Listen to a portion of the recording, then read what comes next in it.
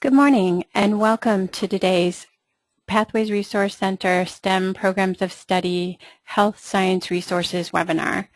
It is 9 o'clock and we will start in just a few minutes. We have a few attendees that have not yet come.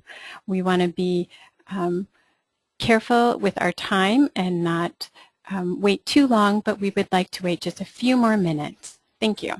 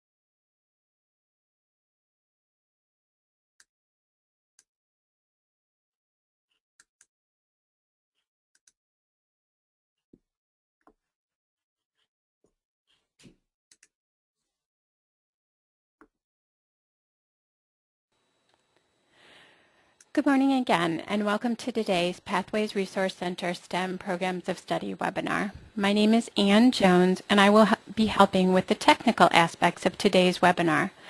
Should you experience any difficulties, you may at any time write a question in the box in the lower right-hand corner of your computer screen. There's also a blue hand icon. Today's webinar will be recorded, and a link will be sent to you. I will now turn the webinar over to Kathy Tosh, Pathways Resource Center coach. Good morning, everybody.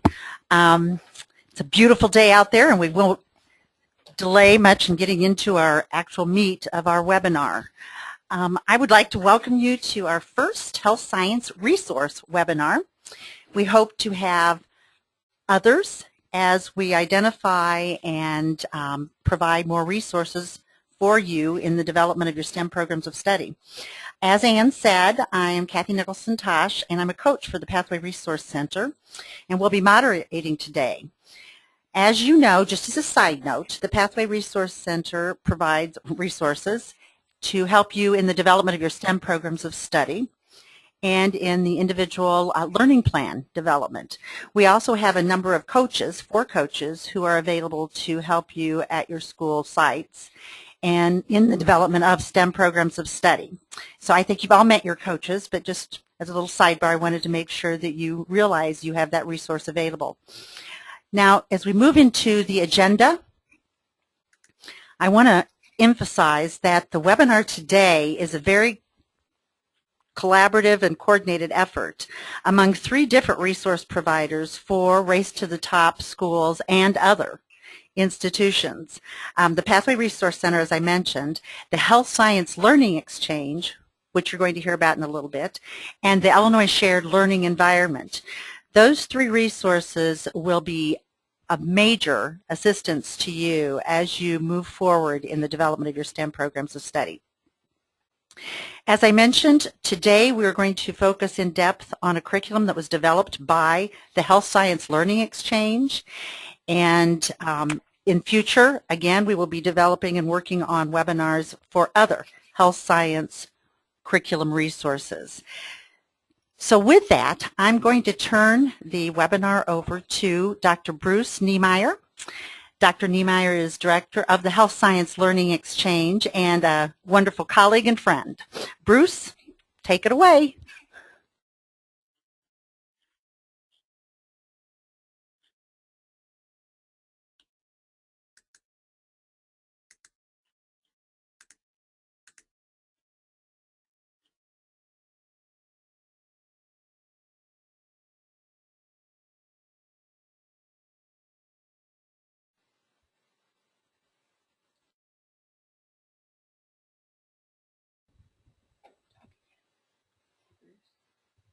Bruce?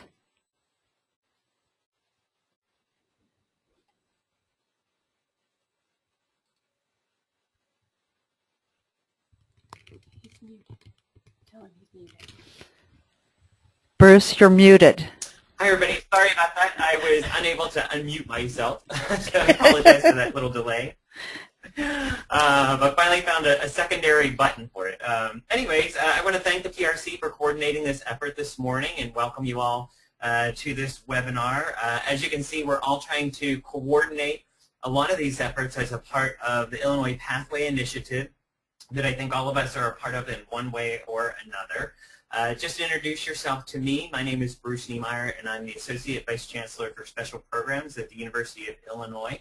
And one of the projects that I coordinate here is the Health Science Learning Exchange, which is actually one of the exchanges that hang underneath the larger umbrella of the Illinois Pathway Initiative. The Health Science Learning Exchange, in particular, has over about 180 members right now that work on 9 specific core areas to help support and enhance basically what the teachers are doing in the classroom that will then drive the interest and knowledge of the students across the state of Illinois towards careers in healthcare, and specifically ones that will meet the workforce needs and in particular the ones within each of your individual communities. So we're very interested in working with school districts to meet their local workforce needs and not just workforce needs in general. So that's a really important distinction. One of the pieces, or one of these 9 core functions, as Kathy had indicated, is curriculum development. And in talking with many of you at the very beginning stages of last year when all of this got started, was that a lot of you were looking for curriculum resources and, not just general curriculum, but, out-of-the-box curriculum with lesson plans. And so as a result of that, the Health Science Learning Exchange hired on Kate Meisner, who will be talking right after me, and she has over the course of the year developed many modules of a curriculum, and it's based on actually the UIC prep modules, and has gone beyond that because we continue to listen to the school districts and partners across the state to try to understand, maybe what unique types of modules of curriculum might serve their local communities. So, for example, one of the modules we created was a rural curriculum. And so all of these resources then, as Kate has developed them, have been uploaded into ISLE, which Deb Young from ISLE is here with us and will be speaking right after Kate. And we put them out there so that that becomes the central repository of all the work that we're doing across the Health Science Learning Exchange. But in particular, all of these curriculum modules will be located there and will be for your access so that you can take that and use that either as a whole or in part. And again, you'll see a little more of those specifics as the individuals present as they go through that. So to learn a little bit more about the Health Science Learning Exchange, or if you'd like to get involved with it, I have posted in the chat the website, which is very simple. It's hsle.uic.edu. And from there, you can begin to see all the work that we've been doing over the past year, the work that we're looking forward to do in the coming year, and specifically areas of learning about what's going on in the community that might be of interest to you, as well as a link that takes you directly to the Health Science Library that Deb, I believe, in her presentation will be showing you how to do that. So in addition to being the receiver of a lot of this type of hard work, we're also looking for all of you to be participants in this, meaning that all of you are using a lot of resources that we may not have already underneath our umbrella. And we would love for you to come in and contribute these. And that, again, will be a part of today's demonstration that Deb will show you.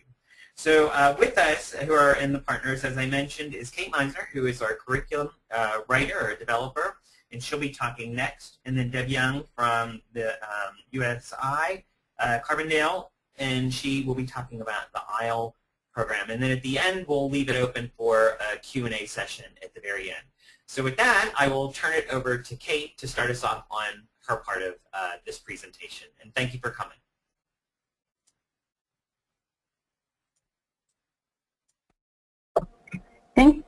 Thank you, Bruce.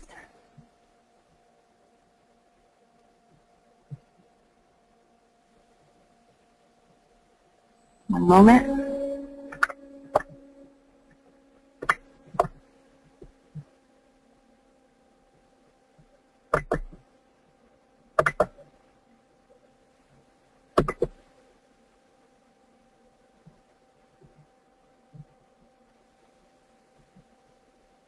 Okay.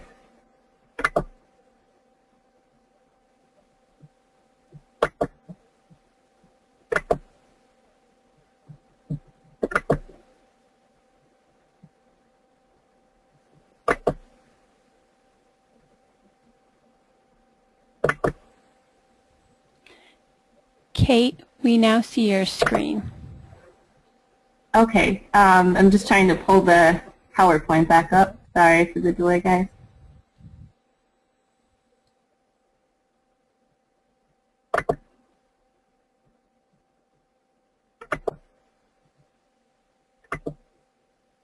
Okay, I'll just share from here.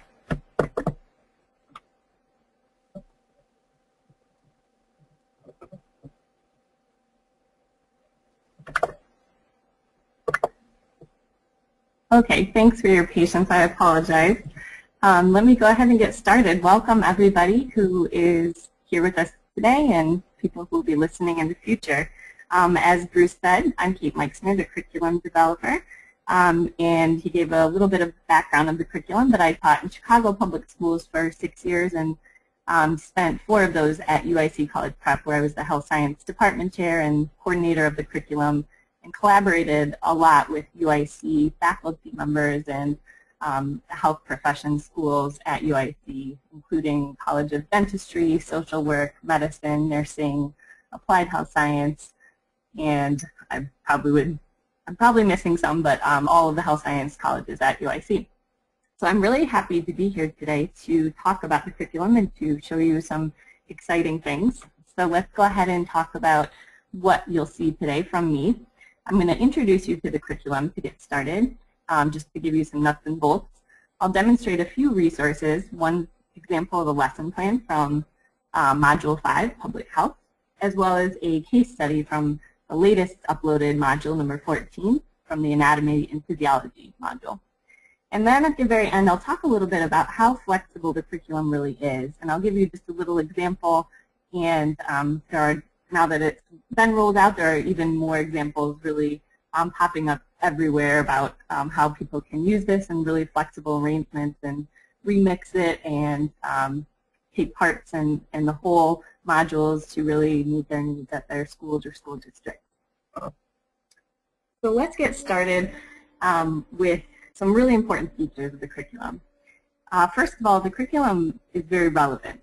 There's authentic connections to student lives sprinkled everywhere in every lesson plan, every case study, and really a real connection for students to health problems that they see in their personal lives, their families, their communities, and their nation. The curriculum also has a lot of opportunities for community involvement. So whether it's bringing in speakers, having students interview health professionals in the community, and take that learning inside and outside of the classroom, there's a lot of opportunities for that. The curriculum is also very rigorous. It's based in problem-based learning. That's the heart of it, with a lot of case studies and real experiential learning.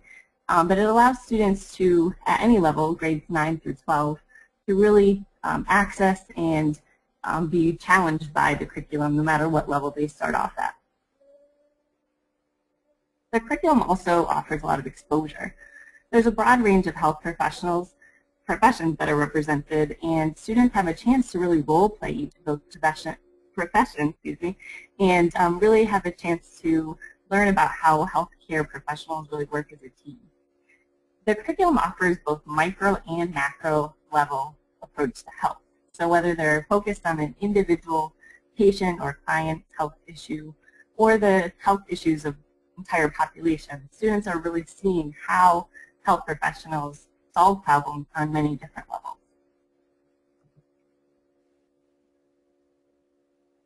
Let's talk about some nuts and bolts of the curriculum. So the entire scope of the curriculum involves 16 modules. 14 have been uploaded. The last few will be up by next week. So it's very exciting. It's really all going to be in place very soon, and can be accessed by educators immediately. Each module is about 6 to 10 weeks each. It can be shorter or longer, depending on how the educator chooses to use it. So it could be that an educator just pulls a single lesson and uses 1 day's worth of material from the curriculum, or they could use an entire year or multiple years of curriculum. Each module contains 8 to 10 daily lessons and 1 to 3 case studies. And also there are assessment banks and standards alignment for each module. The curriculum is great because it's really adaptable for grades 9 through 12. So it does work in sort of a sequence. So it's designed to begin with 9th grade level and move all the way up to grade 12. But in each lesson there's a lot of notes and instructions for teachers to scaffold that material up or down as needed. The next great thing about the curriculum is that this standard alignment is really a very, very helpful part of this for our teachers. Currently, the Illinois Physical Development and Health Standards are tied to the curriculum and tagged. You'll see an example of that in just a little bit. But the other curriculum standards that will be linked to the curriculum are the CDC National Health Education Standards very soon, and we're hoping even the ACT College Readiness Standards as well. And then for cross-disciplinary connections, there are a lot of common core literacy standards included, especially in the case studies where a lot of communication and reading is happening. And then finally, the next generation science standards. These are a little more core science-based, so they do tie in the very biology or chemistry or physics heavy areas of the curriculum. Now I'm a really visual person, so here I've captured just a preview of what the curriculum looks like, what the actual materials look like. So there are 5 pieces or 5 different parts. The top left there you see the student workbooks. These include space for students to take notes and write their answers down. They could be printed out, or they could even be accessed in a paperless fashion via computers or tablets. There are PowerPoints for every lesson. They are annotated, so teachers have notes. They can print the notes out or just refer to them. And they follow the exact flow of the workbook lesson so that it's very seamless. There's an instructor guide for each lesson. This is an annotated version of the student workbook, and it serves as the lesson plan for the instructor. And the great thing about this is that the notes are right alongside the workbook, so that, and many of you may have had the experience if you've been on the lesson planning level, of taking a lesson plan and then trying to figure out where it's going or where it connects to. This makes it really easy for teachers to follow along. And then we have the assessment item banks and the standard alignment as well. So this is a very text-heavy slide, but don't worry about the right-hand side. Obviously, that just gives you a very broad view of the entire curriculum, but we'll see that online on the IOER website in just a moment. But I want to just jump right into module number 5, public health. So in each module, there are 3 types of lessons. The first are thematic lessons. These follow a single concept or a topic.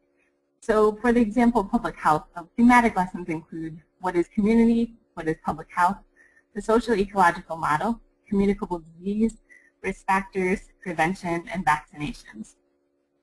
Then there are some skill lessons in each module. These are more focused on either clinical skills or thinking skills at the higher level, scientific literacy skills, and really the process-oriented skills that are required of different health professions, such as public health or social work. So for this module, the skill lessons are conducting a differential diagnosis and accessing and understanding scholarly journal sources. And then finally, the case studies. There are individual-focused and population-focused case studies, as I mentioned before, on the micro and macro level. So for this example, sickle cell disease is an individual case study, and then the influenza case study is a population-based one. So now we're just going to jump right into the website, which we'll hear about shortly from Deb. But I would like to really just kind of show you the actual curriculum on there and jump into a few examples.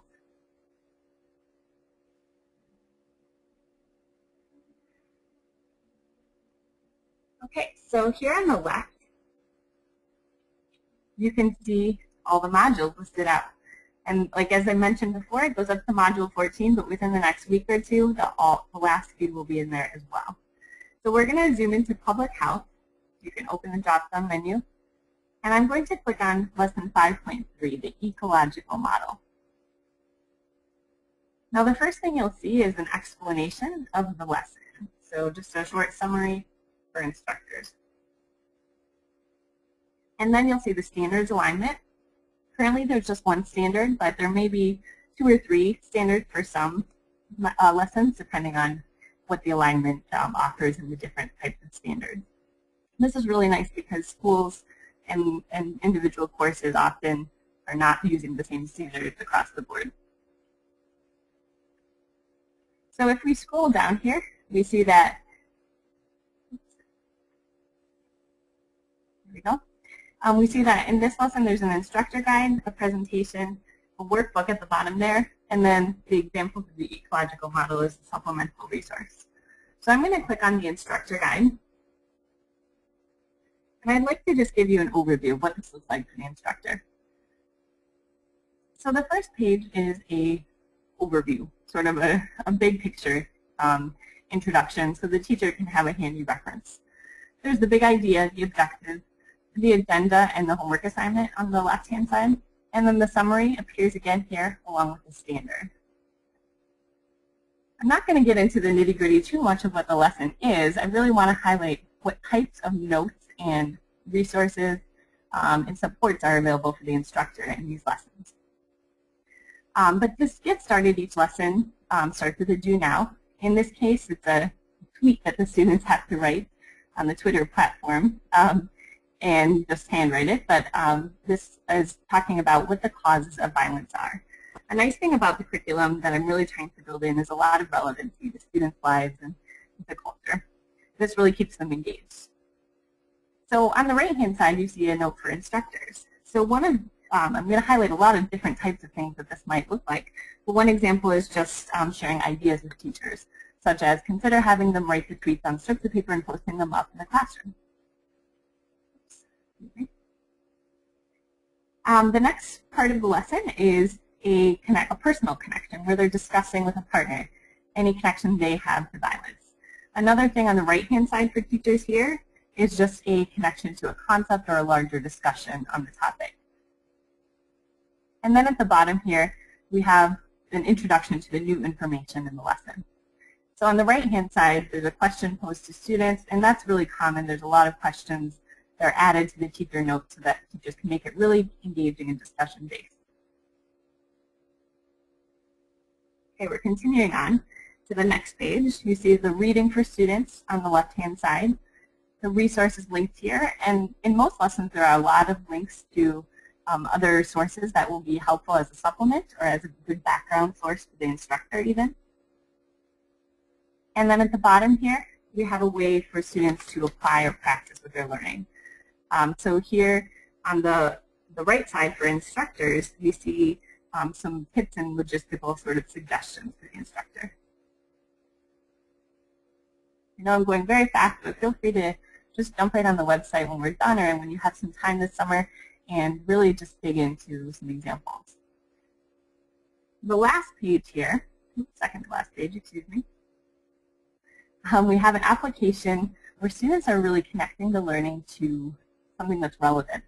In this case, their school. So the students are applying the social ecological models to a problem that they can identify in their school. So on the right-hand side for instructors are a lot of examples to help guide students toward things that may be useful for them to look at or just ideas to get their brains flowing. And then finally on the last page there's the assessment. So students have just a quick check on how well they're doing or how well they understood the concept. And there's always an answer key for any questions for the instructor. And then a homework assignment suggestion. Now teachers can obviously adapt and sort of modify and change this material to meet their needs, but there's always a homework assignment that really helps teachers just have a great resource in case that they want to use that with the homework. So here it's on binge drinking and applying the social ecological model as if they were on their college campus and they were working on reducing binge drinking.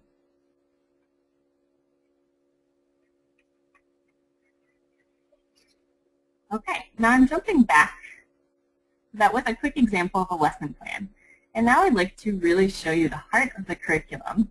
There are lots of lesson plans and great lessons, but there are also these fantastic case studies which really bring the learning alive in the classroom for students.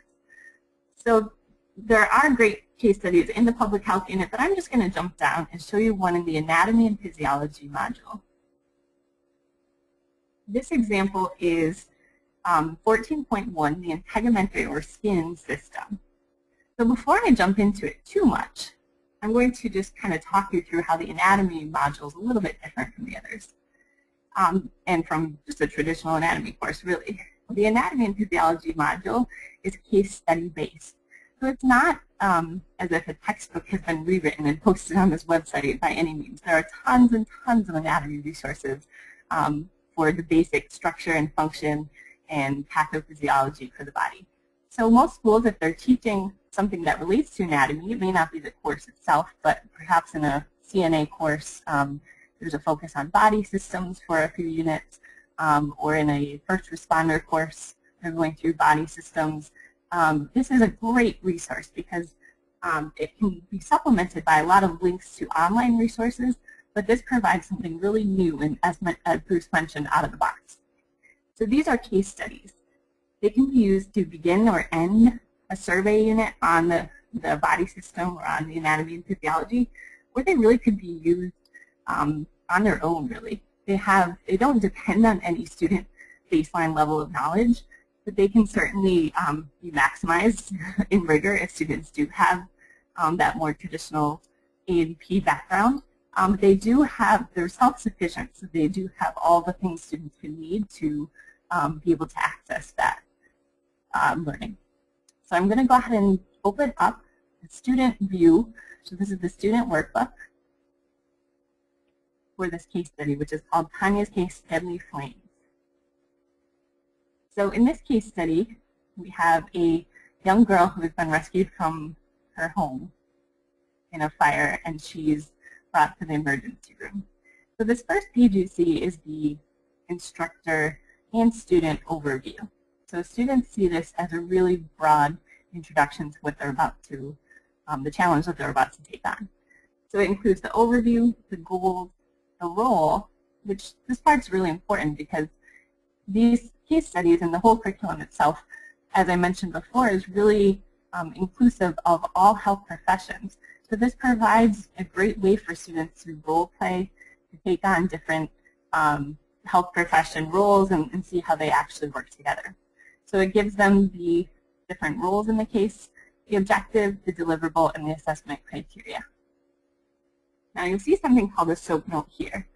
I'm going to jump right back to the screen briefly to show you, oops, it hasn't been uploaded yet, but there are a whole host of lessons on the SOAP note, and a few of those will be highlighted as a preparation for students so that they can access this material and know what a SOAP note is and how to use it before these case studies are completed.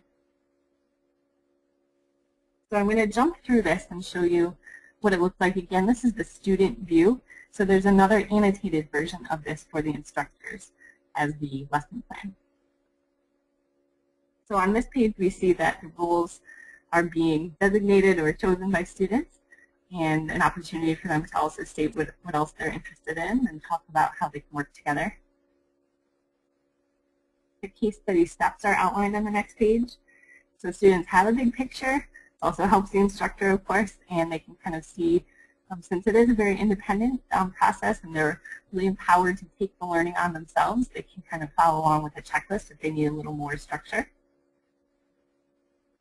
And then the real exciting thing, and what really makes these case studies, I think, most successful in engaging students, is that they really have a strong hook or an introduction that's as authentic as possible. So for this example, there's an actual audio file that accompanies the lesson and can be played for students. And this is a paramedic call, as if the patient was just picked up and the students can hear the paramedic, the EMT, speaking with the emergency room department. And then there's another audio clip that kind of gives a dialogue back and forth between the paramedic and Tanya on their way, the patient, on the way to the emergency room. The students get really excited about this stuff. This is one lesson that I have modified from the original one that I implemented in my classroom, and I remember students just really jumping out of their seats with excitement when they heard this. Some other ways that case studies are authentic is by allowing actors to come into the classroom and role play. There's often a script that comes with a lesson on how to do that. Videos or other artifacts, really just to make it as real as possible for the students. Next, you see the SOAP note itself. There's the subjective, objective, and then later the assessment and the plan sections. This is just a tool used in healthcare to document and organize content for a patient and the patient record. And then the real connection to the anatomy and physiology content comes in a series of questions. And the instructor guide also offers links to great online resources where students can find this information. If students already have a text or a course pack with information on body systems, they can use their own resources, of course. But this really ties both the case study and the anatomy content together so that students really are learning by doing, and they're learning in a real application of the content. Here's the rest of the SOAP note, the A and the P of the SOAP, assessment and plan. So students are really figuring out what the diagnosis is, how severe is her burn, and then what should we do for her, and really coming up with a comprehensive plan. There's graphic organizers and a lot of notes in the instructor guide for suggestions on how students can conduct their research. And then finally, there's always a way for students to practice communication skills, which we know they really need this so much of.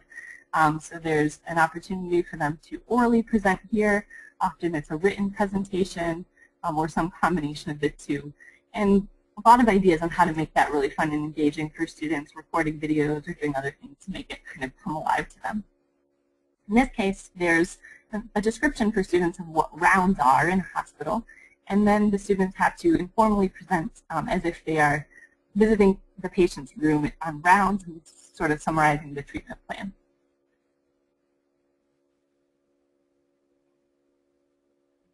Okay. So I'm going to jump back to the PowerPoint, and I just want to close out with a brief description or example, I guess, of how this curriculum could be implemented really flexibly. It was actually a little hard to come up with this example because I just had so many different ideas of the ways it could be implemented. There's just really endless ways that you could remix or use portions or really use the entire thing if needed. But here's an example. High school partners with a local community college to offer a 2-year course for a CNA certification. Some of you in the audience may be at schools or in districts with this exact example.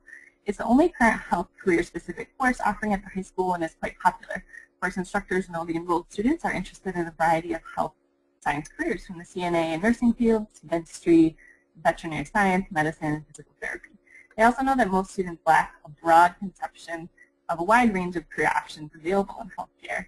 Most have never heard of public health or health informatics, let alone considered fields such as these. While preparing students to develop CNA competencies and pass certification exams, of course, the instructors want to incorporate more exposure to health careers and specific cross-disciplinary topics. So here's an example. There's a lot of different ways that the instructors of this CNA course or related courses could use the curriculum.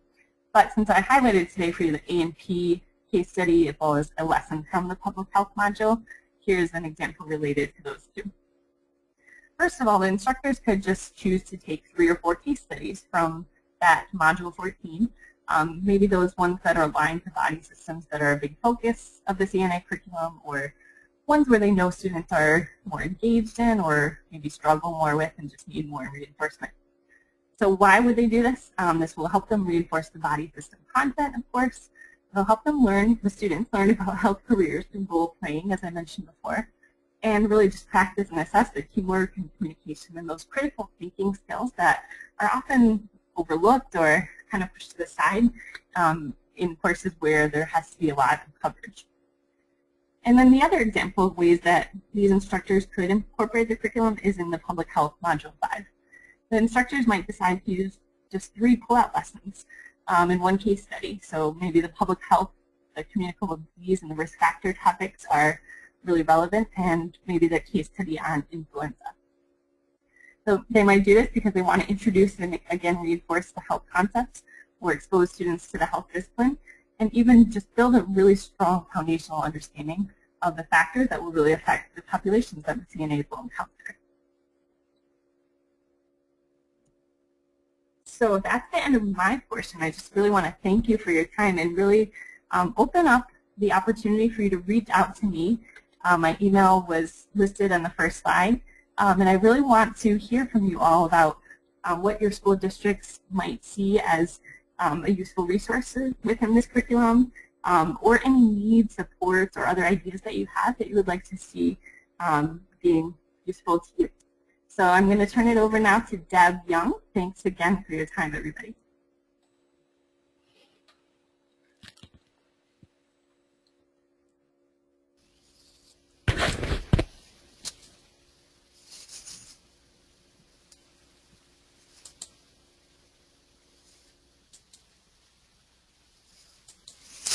Thank you so much, Kate. I really appreciate that wonderful demonstration of the curriculum. It really looks good. You have been a marvelous pioneer in helping us to get that on board. And I'd like to welcome everyone to Open Educational Resources. I'm Deb Young, Education Specialist with SIU Carbondale.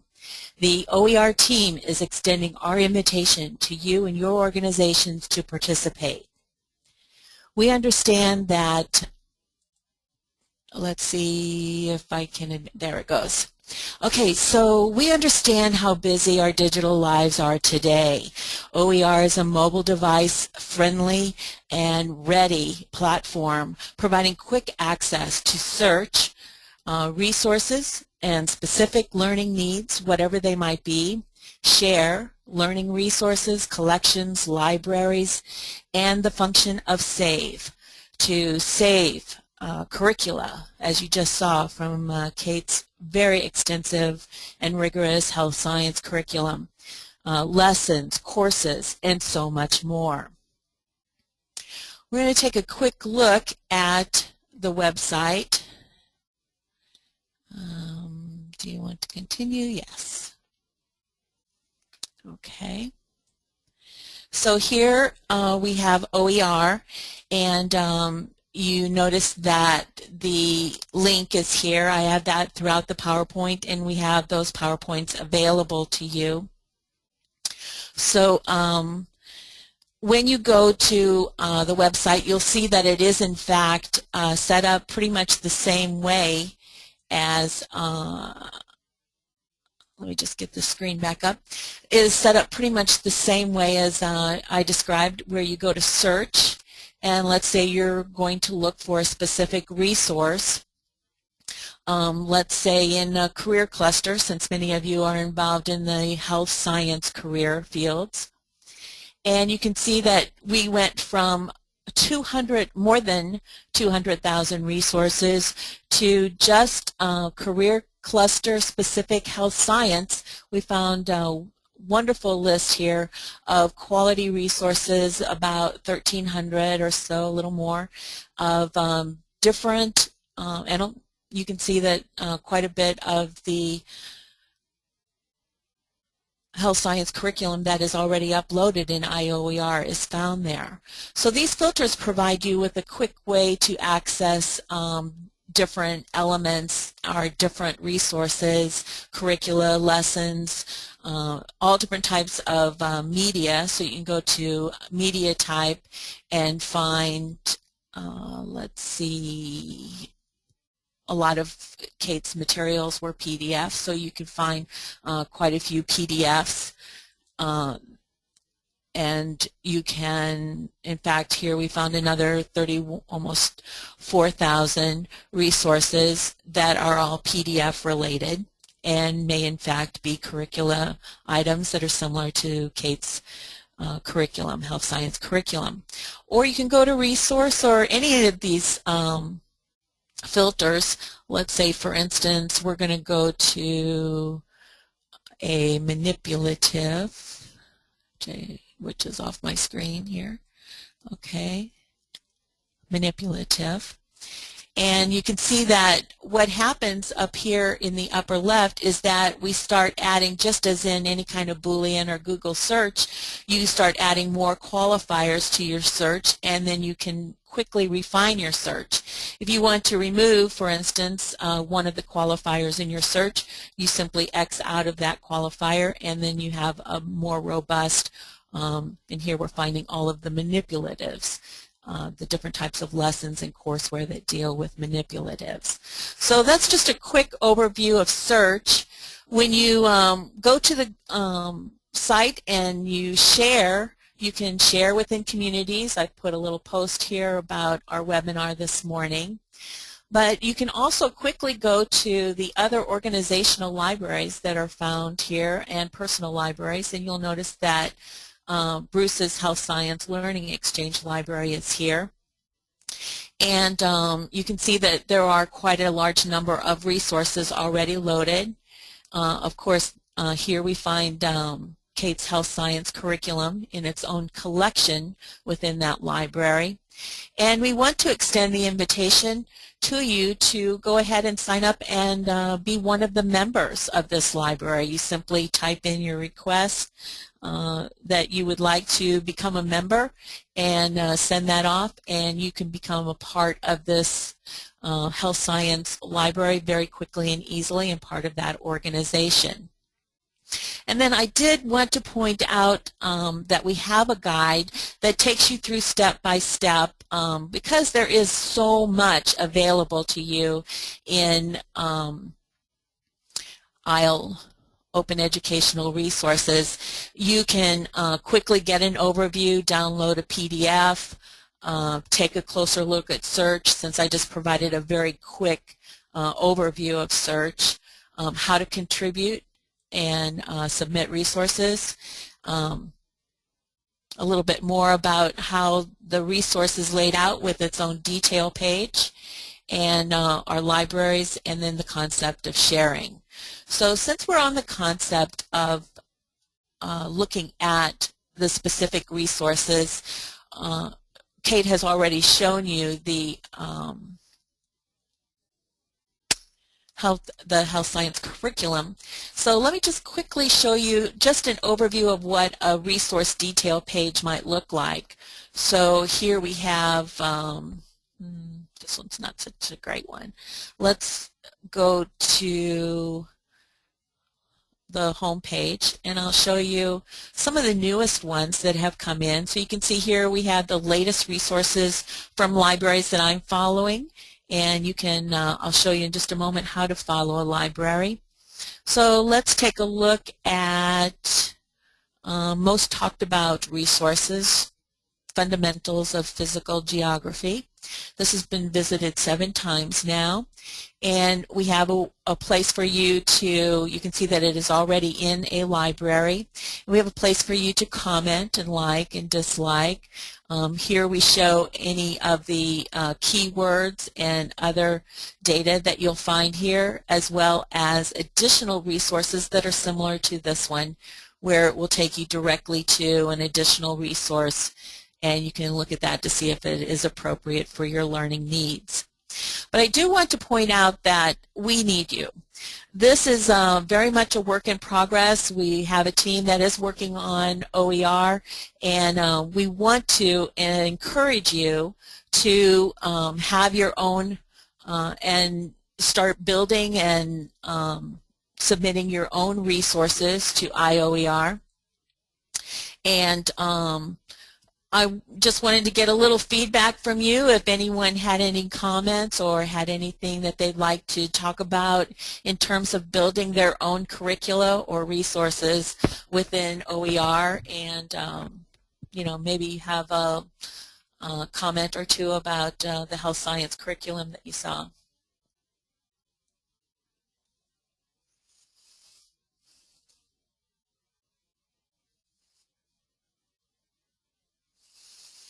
Okay, so let's see.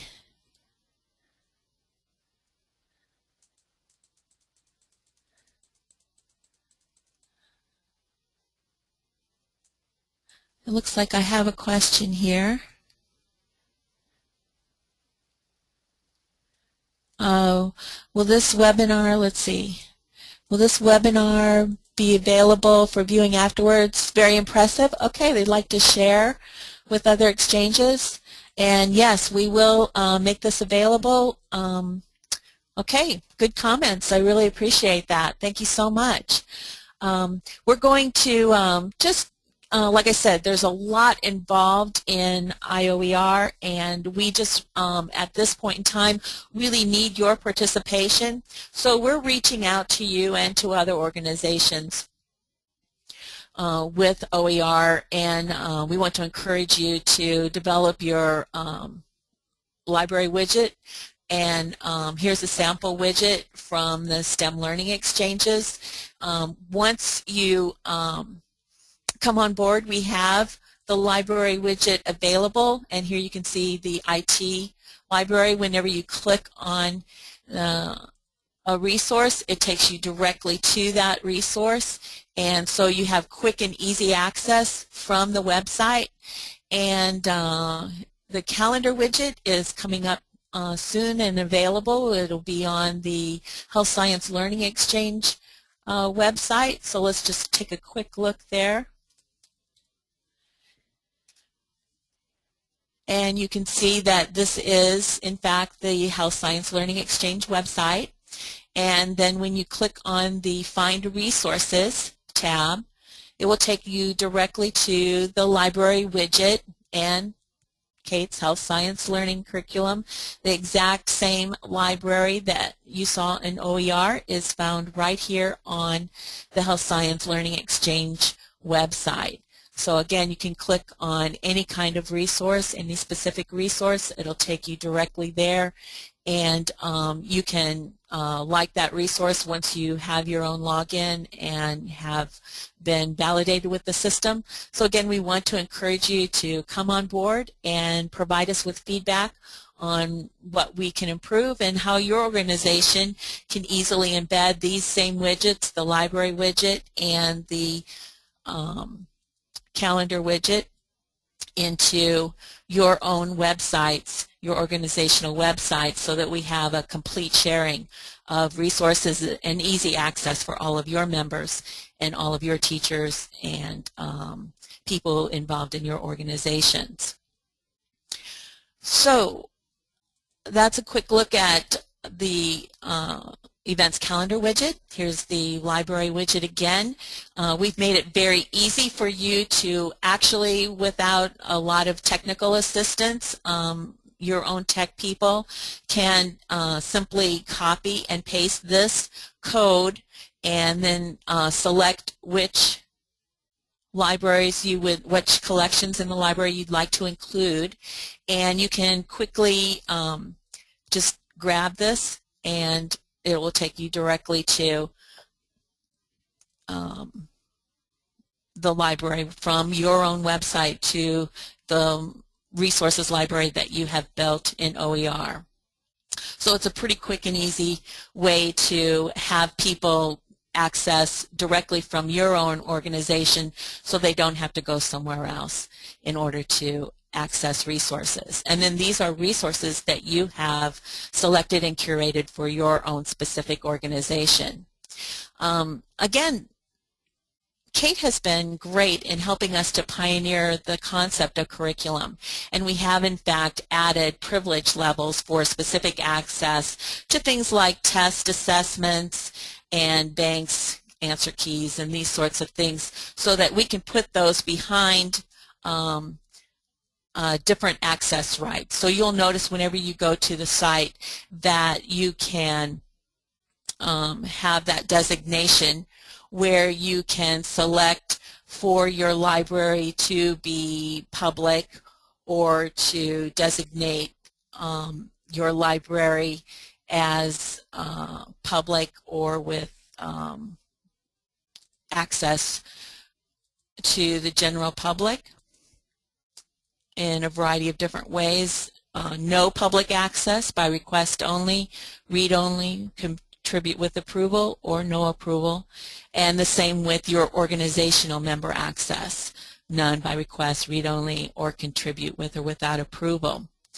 And then again, for whenever you're creating your resources, you can quickly designate how you want. I don't really have any resources under this login, but you can see that you can quickly designate who would have access to this resource, whether it's only education staff at your school, only staff of an ISLE-approved organization, and other staff members. So we have done that for Kate's curriculum by putting her curriculum assessments and banks and answer keys behind login access to restricted rights to only people who she has designated as having the capability to see those. So again, we are building the infrastructure to make this more robust. It is a work in progress, and we want to encourage you to become another pioneer, just as Kate has been, to create your own widgets on your websites for events, and so your organizations can then approve any of the events that are submitted by so you can see here that your members will then click on the add event. They will fill in a form, and then they will be approved to be able to submit that form for the events to your organization, and then you have the capability and the authorization and rights to delete, edit, and approve any of the events that are posted on your events calendar widget. Okay, so we have, as we've looked at here, quite a large number of successes, curriculum builder tools, and we want to make those available to others. Thank you, Kate, for being a great pioneer. And then we have the Summer Youth Employment Program, which provides a lot of open educational resources for career exploration, assessments, activities, as well as portions of Kate's health science curriculum for young people to prepare for jobs and internships this summer. And we want to, again, encourage you to embed these widgets. You've seen the Health Science Exchange website with its library widget. The calendar widget will be coming soon. And just let us know. Reach out to us. Follow the Health Science Library. You can just take this link and you will be shown an example here of how to send a request to become a follower of a library. Let's see, it looks like it's going to take some time loading. So here, if I go to the Health Science Library,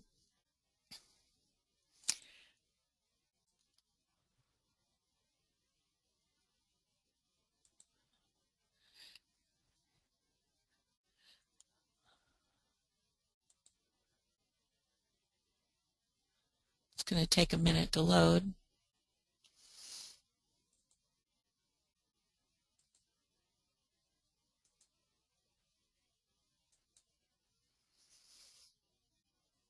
Let's see if I have it up here already.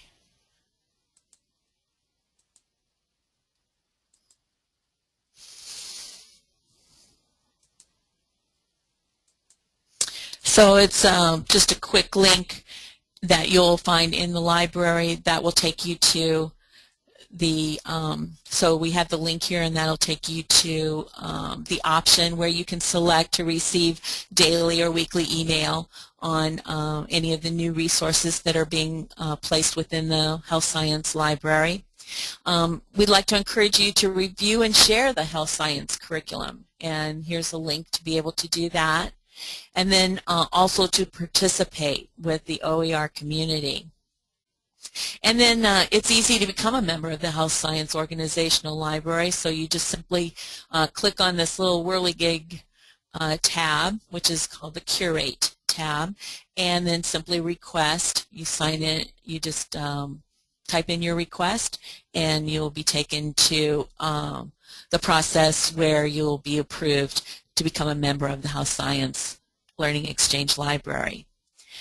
And again, I would very much like to extend our invitation to you, to everyone, to encourage you to reach out to me or Jeannie Kitchens. There are a variety of ways to become involved, and the site is getting bigger and better all the time, but we need your feedback and participation in order to truly make it great. So we have a survey, and we'd like to request your participation. Maybe you'd like to be one of our alpha testers. And so if you just want to send us an email or a phone number, we'd be happy to talk with you further and to get you on board OER. Thank you very much.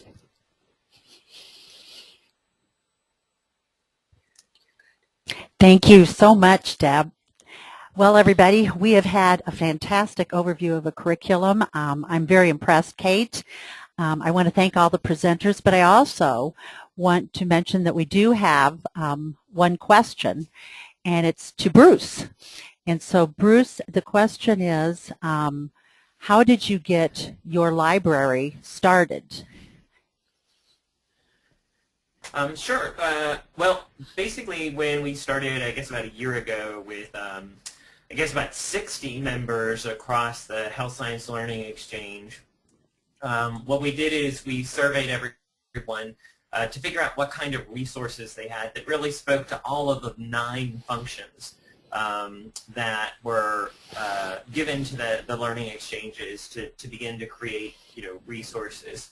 And so from that, we collected whatever people were doing already. And that's sort of the beauty of these learning exchanges, is that, the larger the membership, the more resources that come to bear, because I think everyone seems to operate, in their own circle, in their own world, and collect a lot of these different things, be that curriculum, be that competitions, be that challenges, be that, physical resources. In fact, we've been talking with the folks at OER to providing a widget that would actually allow people to share physical resources like laboratory equipment, for instance. So we have, a lot of, for-profit laboratory organizations or hospitals that are, getting the latest and greatest equipment and are looking to unload what they have in the labs right now, which may be exponentially better than maybe what some of the schools have available. And so we're trying to, figure out a way to provide that connection amongst them. But then for the curriculum, we really received a lot of different things that folks have been doing or were developing, and then we just started putting them up there. In fact, Kathy and I have been talking about Wheeling High School and the curriculum, 2-year curriculum that they developed, and that also is up in ISLE. A bit more extensive, not modules like you saw today, but could be taken in part, but also as a whole 2-year curriculum. And so we're looking to create another webinar that would show you that kind of an example of the type of curriculum that's in there.